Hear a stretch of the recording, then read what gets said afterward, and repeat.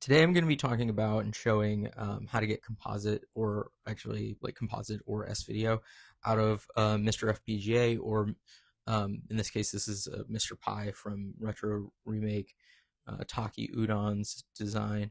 Um, so I'm going to talk through like how to do that, and then I'm going to show some comparisons or some reasons why I think you might be interested in doing that. So first of all, so we have our MiSTerPi with the new I/O board and the um, I forget what the AV blah blah blah 9.2, which is required to get um, analog video out of the new I/O board. So this is like really important, and this is the step that I was like scratching my head on. Is there is a jumper here to select um, the mode of VGA power that you want to get. So in this case, so you want to jump these two. You want to put the jumper on these two pins on the right, and that is for 5 volts. I think stock this won't come with a jumper. You can get a bag of 200 for like I don't know, $5 or whatever. They might come in handy if you. I don't know. They probably won't come in handy, but you'll have enough for your entire life. Um, if you have an older analog I/O board, um, it's going to be in a different place. So you can see it's up here by the VGA out, and you just want to make sure it's on 5 volts. I think also if you have this older one, you're going to want to make sure this sync on green, I think is set to OVR. Don't quote me on that, but I think that's right. And then we'll go through the settings on the device itself to get it up and running. Okay. And so now we've got our MiSTer turned on, and we are going to go to um, our scripts. You can edit this on your computer if you want to edit the INI file on your computer instead. I'm going to go to INI settings. It's going to load up our INI settings. So let's see, we will go to, what do we want to make sure? So VGA mode, we want to make sure is set to S-video / composite. For NTSC mode, you want to make sure that's set to 0 or NTSC, assuming that you are using an NTSC television set. This is for, I guess, North America and Japan. Set that applicably based on your region. Then you want to make sure composite sync is set to on or to 0. And so with those set, well, you'll save. I'm not saving because I already have this setting. We'll go to we'll go to cancel. I mean, you don't go to cancel, go to save. But I just wanted to show those are the 3 most important settings. And so you'll reboot your device. Well, actually, we'll reboot our device in a second. We'll just shut it down for now.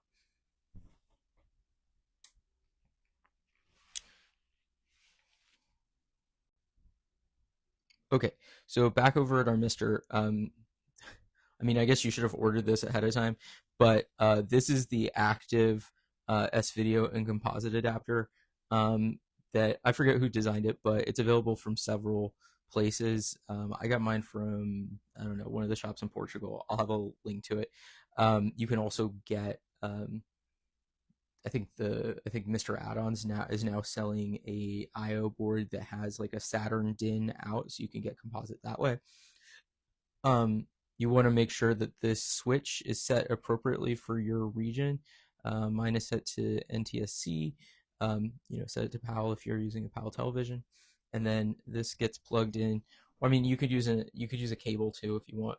Some people don't like this big thing hanging off the back, but so you want to plug that in, assuming you've done everything that you want so far. Plug in your composite cable, and then turn it on. And now let's turn on our composite TV here. Let's hope it works. Well, there we go. And so there we have a composite coming out of our MiSTer. Why don't I load up some games, or load up one game in particular, and show you why I think you might want to actually do something like this. Okay, here we have the all-time classic Panzer Dragoon. Just briefly show kind of a thing that I think might look better on composite versus Fate of the World.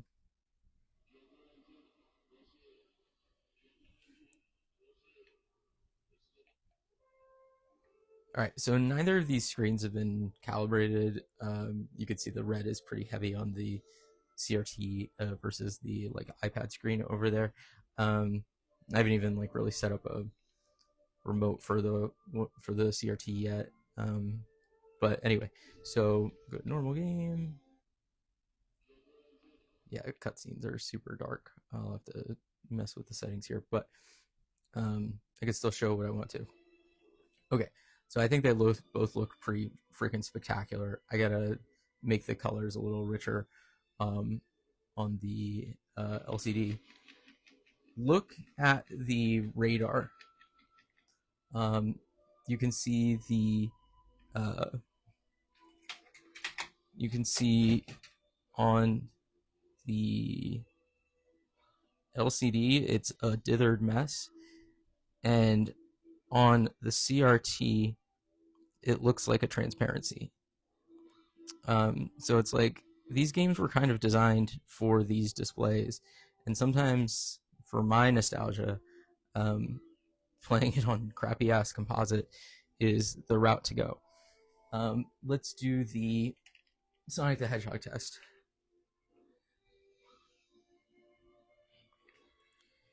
God, this music is so good.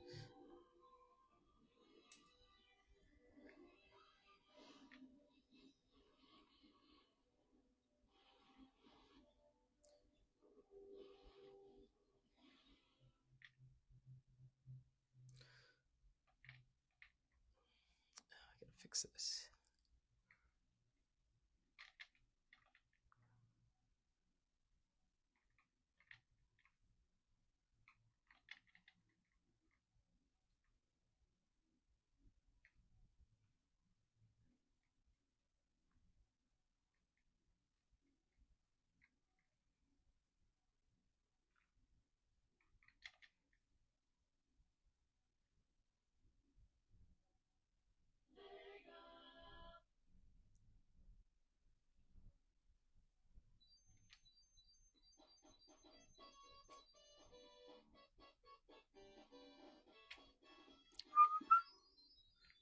Oh, oops. Dun, dun, dun.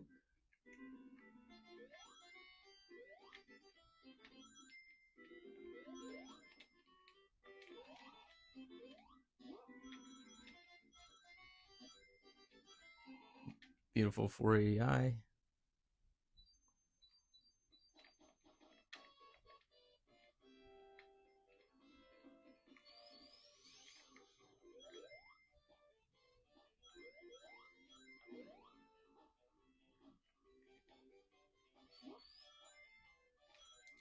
Oh, crud. That's where I could have done it.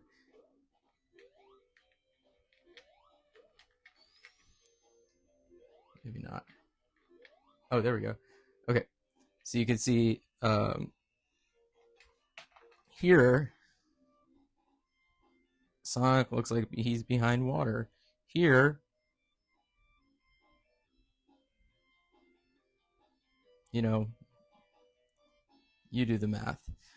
So I think the Genesis core does have something super cool though, because it lets you think audio and video, composite blend. It lets you um, turn on composite blend, and then you can see it kind of, it looks legit. But for my money, especially when you're playing Saturn and uh, like Saturn, N64, and PlayStation, I think this is the move. Also, it's I mean I play on all sorts of stuff. I think this is like tickles a specific part of my nostalgia, and I really like it. So I'm gonna show one last test on my PVM, and just for comparison's sake. All right, so here's another test. So this is on my PVM. Um, so 480 or 240p over RGB.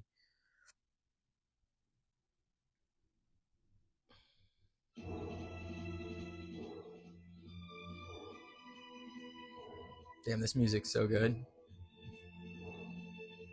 Yeah. And so here's the thing. I think this looks freaking gorgeous. Scanlines look beautiful, but like the attempts at transparency are a dithered mess. So I don't know. Sometimes I want this, sometimes I want composite, and so now I have it set up so I can alternate between the two.